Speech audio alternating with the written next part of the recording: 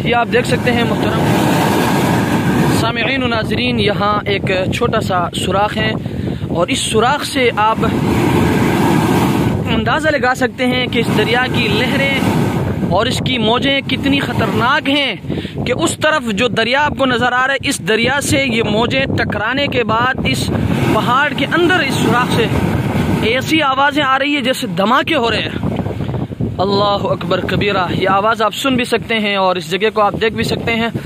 ये आप देख लीजिएगा, इस वक्त ये आवाज़ अभी आने वाला है। देखें आप, या अल्लाह, ये देखें चप्पल हमारे साथियों ने अंदर डाला और इसकी ताकत इतनी तेज़ है कि उस चप्पल को भी ऊपर ला रहे हैं। आप देख सकते हैं कि यहाँ इतना ज़बरदस्त ये अल्लाह तबारक व तआला की कुदरत की निशानियाँ हैं। उसकी आवाज़ आप चेक करें, या अल्लाह खैर, अल्लाह अकबर कबीरा।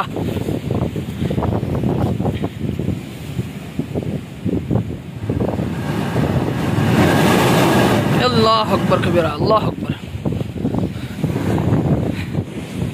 यहाँ एक छोटा सा सुराख है इस दरिया के, आप देख सकते हैं यहाँ के